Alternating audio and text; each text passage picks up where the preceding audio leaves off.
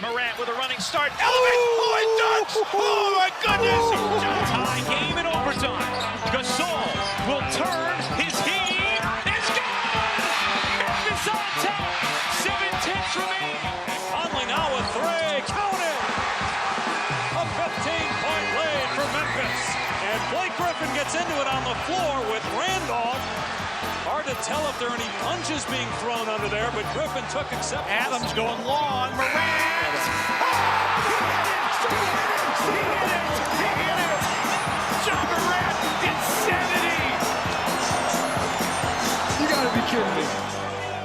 Welcome to Grits and Grinds, a Memphis Grizzlies podcast. My name is Keith Parrish.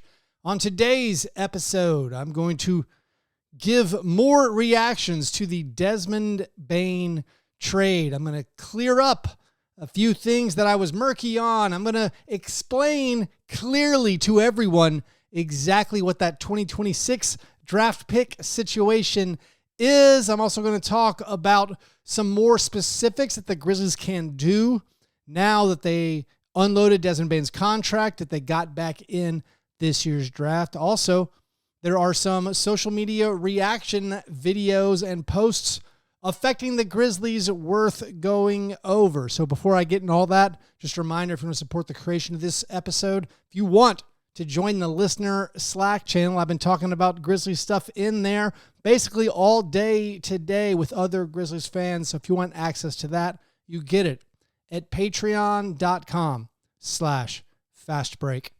Breakfast. All right, the trade is now official. The episode I put out early on Father's Day was an immediate reaction to the breaking news. We didn't have all the details totally. We had most of them right, but now that we've all had a couple of days to digest this move, there's a little bit more clarity on things. I think everyone has kind of, assessed it further, thought about the Grizzlies' interesting situation. They've thought to themselves, I think the big question is that I keep coming back to is what makes the Grizzlies more likely to win an NBA title? Having 4 more first round picks or having a Desmond Bane? And there's no clear answer to me, at least. But I also understand this deal from the Grizzlies' perspective, maybe more so than I do from the Magic's perspective. This was the Magic's one swing. They gave up essentially everything, and you feel like there might have been other players that could have been worth this swing. There have been reports that Darius Garland might be on the move. The Cavaliers would look to trade him. Was this package not offered for Darius Garland? Was it not enough? Seems like that might have been a better fit for the Magic. They still have, I think, some ball handling and playmaking concerns, but to me, it's interesting they went, not totally all in, but they invested every draft pick they could, basically, in this offer for Desmond Bane. So that's very interesting. By the way, Desmond Bane is apparently very excited to be on the Orlando Magic. His excitement level, I think it's fair that it makes you feel a little bit bad as a Grizzlies fan. The Magic posted videos on social media of Desmond Bane arriving. He gets excited at the look of his new jersey, says it's the toughest jersey he's ever going to wear. Toughest jersey I'll ever wear, for sure. What we think about the 3, though? DB for 3? He says he looks around the Magic's facilities in awe and basically says it's a little bit different than Memphis in here. Wow. This a little different than Memphis right here. For sure. Then Jamal Mosley gives him a huge greeting. Kevin Durant posts on social media, this is the Dap herd back in Memphis.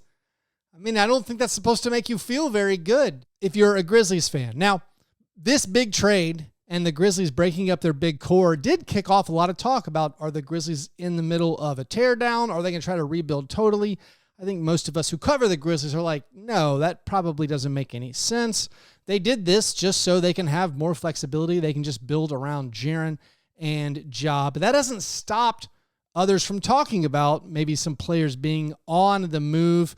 You had a rumor about Ja Morant possibly not being headed to Miami, but about Miami being interested in Ja Morant. I believe that originated from Vincent Goodwill of Yahoo Sports, but Ja Morant tweeted today that he's gonna be, I'm a B in dat 901, source me, he says. So Ja probably not on the move. Again, I don't think it would make any sense whatsoever for the Grizzlies to do a rebuild at this point, like blowing up a near 50-win team when you have no immediate pressing salary concerns. Like the Grizzlies sort of have salary concerns, but they're not like the Celtics where it's like, we're not going to pay a $500 million payroll. The Grizzlies have normal salary concerns, not pressing concerns where you're like, we have to blow up our young core and start all over. Starting all over when you're as close as the Grizzlies are, which is probably a team that's going to make the playoffs even now,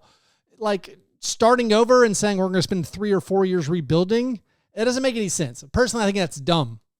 I think it is not a way to maximize your chances of winning a title. Like the teams doing that, I mean, maybe they had no other options. But like the Wizards, are they close to contending? No, I don't think so. The Jazz have been losing for years. They're not close to contending. I mean, you have to get so lucky. Regardless of the path you choose, you have to get really lucky. Like the Pacers never blew it up, never tanked hard, but like they got lucky. They did a good job using the resources. I think most people point to the Thunder as being a success story for tanking, but like the Thunder, they got lucky and the tanking they did worked out for them to a degree, but their biggest stroke of luck or their best move was trading for Shai Gilgeous-Alexander. They got a MVP level player. Even the Sixers who did the process, they got lucky. They got an MVP player in Joel Embiid, and oh, by the way, they still have never made a conference finals. The Thunder got Shai in the Paul George trade. They tanked and they got lucky with the Chet Holmgren pick, but also like Jalen Williams, their second best player, they got with a 12th pick. They took him behind Ousmane Dieng. So like there honestly is no proof that tanking or tearing down is a better path than any other path. And with the Grizzlies having Ja Morant, having Jaren Jackson Jr., and even having Desmond Bane, starting over totally, I think it would be idiotic. Amassing a bunch of first-round picks is not the way, in my mind, to build contenders. I mean, maybe the Pelicans, they have a bunch of first-round picks. Maybe the Jazz eventually get there. But I'm not going to be like, I want more first-round picks. Counting first-round picks is what we do when we don't win playoff games. And, however, I am going to count the number of first-round picks the Grizzlies have on this episode. But all that to say, I don't think there's a big teardown in the works. Now, moving on from Desmond Bane, it does in the short term make the Grizzlies worse. One of the big issues possibly caused by this trade that I didn't mention on the reaction episode on Sunday is just losing Desmond Bane's locker room leadership. I feel like he was the most mature Grizzlies player. He was the locker room leader. I do not think personality-wise that Ja Morant and Jaren Jackson Jr. are those leaders. They don't seem to have maybe that leadership personality or that trait. So that, I think, creates a vacuum for the Grizzlies that I think will need to be filled. Maybe you think that Ja Morant and Jaren Jackson Jr. can mature. I mean, for lack of a better word, I don't know what the better word is, but they could become that vocal leader, that leader by example that I think Desmond Bane was. That is, I think, something to think about and be concerned about for the Grizzlies. Now, this move, the Desmond Bane trade, it brought in, like we knew, all these first-round picks. The 16th pick in this year's draft, a 2026 swap that I was pretty confused about when I recorded on Sunday, the 28 and 2030 unprotected picks from the Magic, and then a 2029 swap with the Magic that is top 2 protected. Let's get into exactly what that 2026 pick is, because I was very confused about this. I got this wrong. The Grizzlies did, in fact, pick up a second first-round pick in the 2026 draft. This pick they got from the Magic actually is, I think, arguably one of the best assets they got in this deal. League-wide, it is probably valued as maybe the highest of all these picks that they got. It is a swap with the Suns, but it's not a direct swap with the Suns, and this is some of the confusion. And also, the Grizzlies were already involved in this swap. As clear as I can explain it, and I'm going to eventually put a flow chart up for you to watch if you're here on YouTube. I put it on social media if you're listening to this on your podcast player. But before this trade went down, the Grizzlies were part of a 4-way swap that was actually sort of a 5-way swap, where the Grizzlies were going to get the second worst of the Wizards, Suns, Magic, and Grizzlies pick. The Suns would end up with the worst of all 4 of those picks in a pick swap and then send it to the Hornets.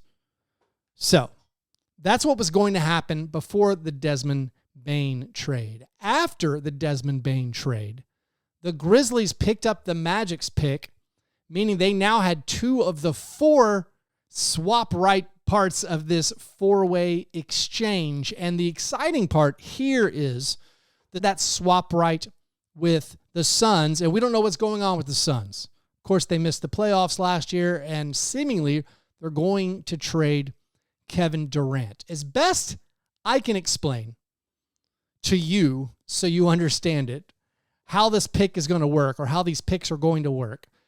Shortly, in the most simple terms, that's not 100% accurate, you'd say the Grizzlies have the second and third best picks of either the Wizards, the Suns, the Magic, and the Grizzlies themselves. But that isn't totally accurate because the Wizards are only involved in this pick swap if they finish in the top 8 of the lottery standings.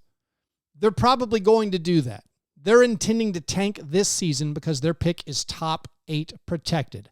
If they finish in the top 8 in the lottery standings, they keep their pick and they also have the opportunity to swap with the Suns. So if the Suns win the lottery and the Wizards end up in the top 8, the Wizards then can jump up to number 1. In that scenario, the Grizzlies would then get the Wizards pick, which is awesome, meaning it would be in the top 8. This is an absolutely great potential outcome. This 2026 pick is very valuable because it has very high upside. If for whatever reason the Wizards do not finish top 8 in the 2026 draft lottery, their pick goes to the Knicks, and the Grizzlies then are unencumbered. They get to swap their pick with the Suns and the Magic.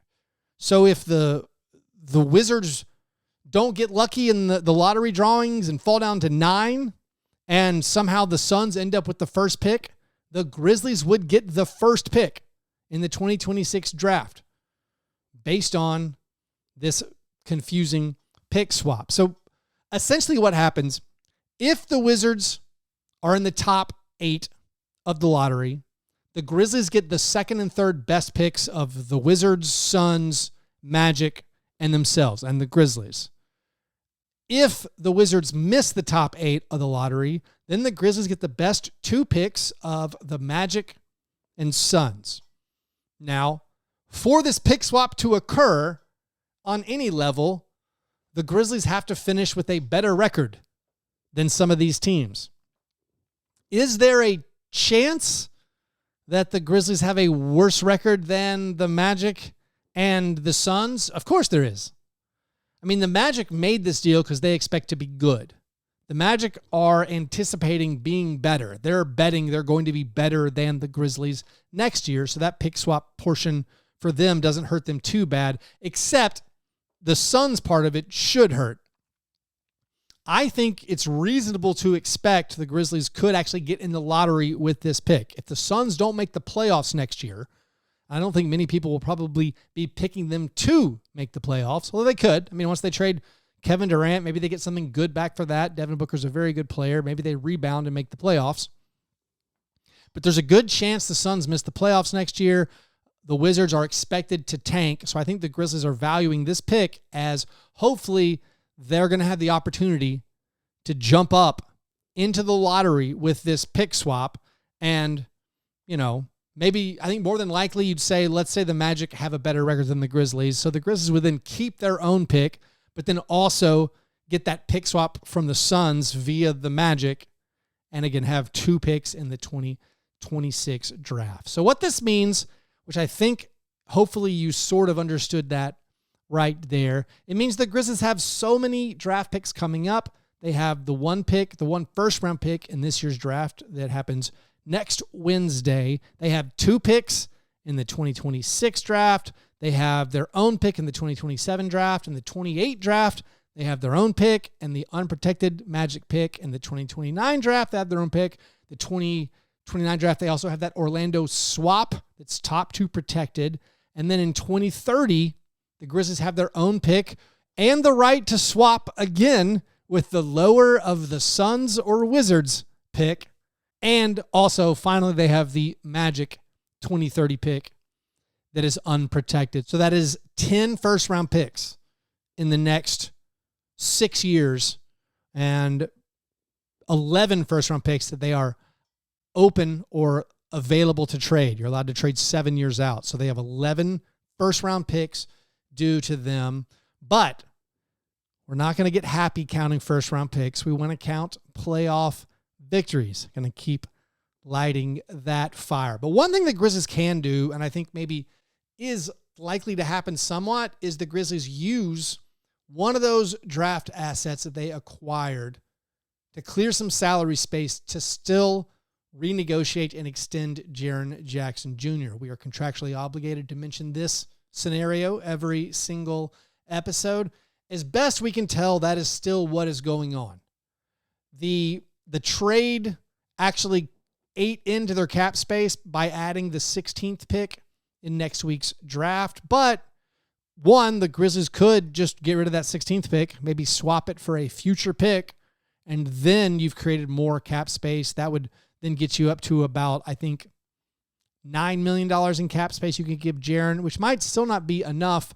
What everyone keeps pointing to is moving John Conchar. And while I think it would be good if the Grizzlies did stick at 16 and drafted maybe a wing that could help them in the first round, do not be surprised if the Grizzlies use that 16th pick to get off of John Conchar's money. I think a very believable deal that could happen is that the Grizzlies send the 16th pick and John Conchar to our old trade buddies, the Brooklyn Nets.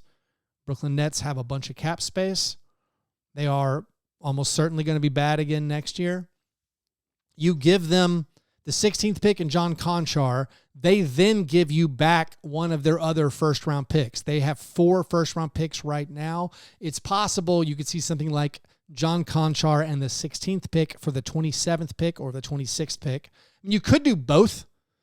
I think it would be a fair trade to say Conchar in 16 for 26 and 27 from the Nets. I mean, the Nets don't really need 4 first-round picks. They'd probably like to improve one of those by packaging 2 of the lower ones.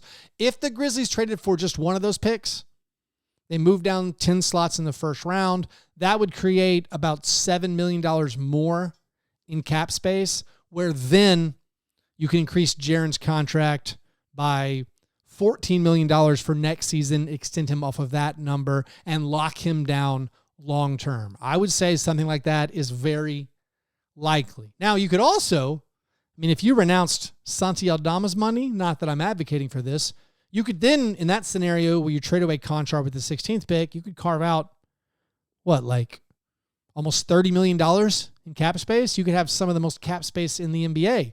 You could use that to bring in hopefully good players. You could maybe use that to bring in some assets if people give you some more stuff. Although I'm not that excited again about the asset game. I'm looking forward to the bringing in good players game. Like some things that could happen, and I'll wrap up the episode with this.